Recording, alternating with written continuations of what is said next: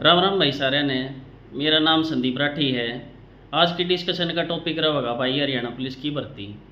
तो भाई आपने पूरा दिन वीडियोस देखी होंगी और सारे यूट्यूबर्स ने एक चीज़ बताया होगा कि एचएसएससी ने घुटने टेक दिए और पिटिशनर्स की जीत हो गई।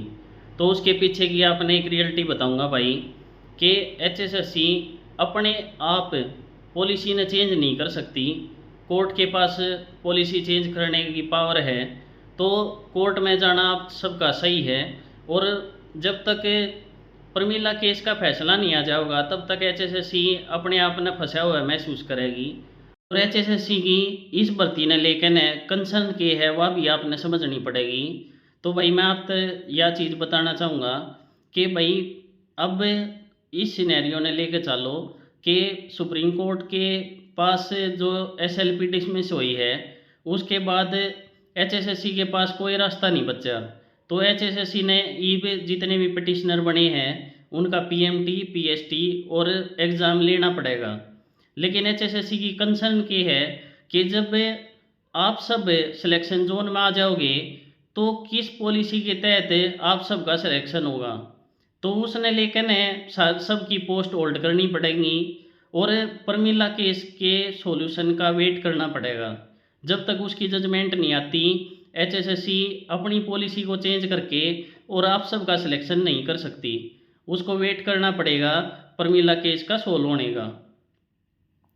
प्रमिला केस ने लेकिन अब फिलहाल कोई सुनवाई चल नहीं रही है और एचपीएससी ने अब तक कोई भी अपना रिप्लाई उसमें फाइल नहीं करा है।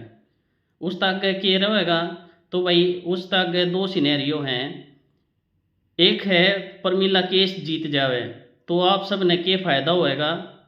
तो भाई अगर प्रमिला केस जीत जावे है तो परी के स्कोर के ऊपर जो हरियाणा पुलिस में शॉर्ट लिस्टिंग हुई है वह चेंज होएगी। और जितने भी भाई मेरिट में उस टाइम पर आ रहे होंगे क्योंकि उस टाइम तक पेपर हो चुका होगा तो उनका न्यू चेक कराया जाएगा कि प्रमिला केस के अकॉर्डिंग आप 10 गुना में हो या नहीं हो। तो अगर आप 10 गुना में नहीं मिले तो आप बाहर कर दिए जाओगे। आप 10 गुना में मिल गए और मेरिट में आ रहे हो तो आपका सिलेक्शन हो जाएगा। दूसरा सिनेरियो ये रहेगा कि प्रमिला भाई केस हार जावे तो सारे के सारे पिटिशनर्स बाहर कर दिए जाओगे क्योंकि वे 10 गुना में है ही नहीं। ये भाई मैं अपने सारे जितने भी मेरे छोटे भाई हैं जितने भी साथ के भाई हैं उन्हें सिर्फ एक बात कहना चाहूँगा कि भाई ये अनिश्चितताओं का खेल है। कल को क्या होगा वो किसी को नहीं पता। तो भाई आप सब ने केस कर दिया है और कोर्ट में इब वकीलती आपने फीस दे दी है तो इब आगे काम कोर्ट का रह गया।